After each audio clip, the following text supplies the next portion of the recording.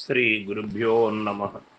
సుజ్ఞాన దీపమను గురు గీతల నుండి ఈవేళ మనం 3వ అధ్యాయమునందు 135వ శ్లోకాన్ని భక్తి ప్రపత్తులతో పరిశీలన చేసుకుందాం. విజానంతి మహావాక్యం గురోచరణ సేవయా తే వై సన్యాసి నహ ప్రోక్త ఇతరి వేషధారిణః. ఓ పార్వతి, ఎవరు గురువు యొక్క పాద సేవ చేతను మహావాక్యమును తెలుసుకొనుచున్నారో వారే సన్యాసులని చెప్పబడుచున్నారు.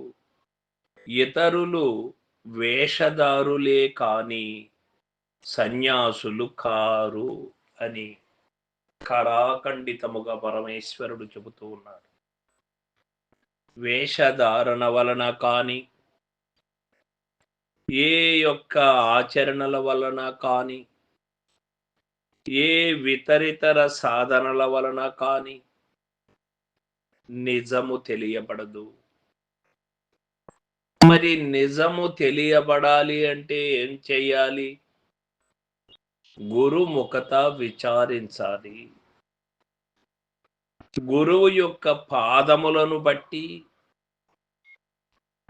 గురు పదములను మరొక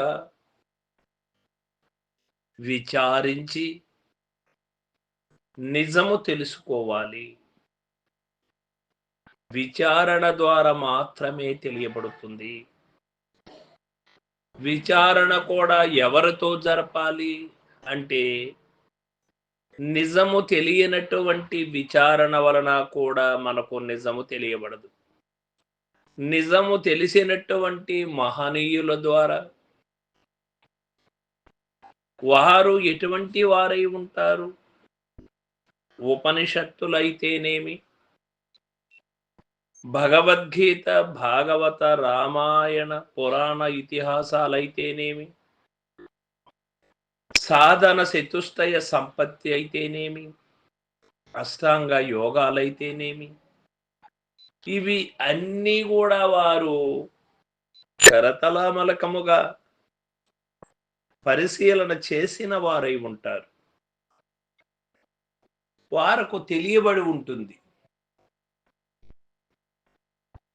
ఈ యొక్క ఉపనిషత్తు వాక్యములనే కాదు, అన్నీ కూడా తెలిసిన వారై ఉంటారు. వారు అన్నీ తెలిసి అన్నిటిలో ఉన్నటువంటి సారాంశాన్ని వారు గైకొని, అన్నిటిలో ఉన్నటువంటి మర్మ ధర్మములను తెలుసుకొని ఆరూఢత చెందినటువంటి వారి నిజము ఎరిగినటువంటి వారు, వారి నిజ దైవాన్ని తెలుసుకున్నటువంటి మహనీయులు. అటువంటి సద్గురు మహనీయులు ఎవరికి దొరుకుతారో వారు ధన్యులవుతారు. ఇందులో ఏం అనుమానం లేదు. వారే నిజమైనటువంటి సన్యాసు. అటువంటి స్థితి కావాలి అంటే ఏ వేషధారణ వలన కానీ, దేని వలన కానీ రాదు అని మనకు ఇక్కడ తెలియబడుతూ ఉంది.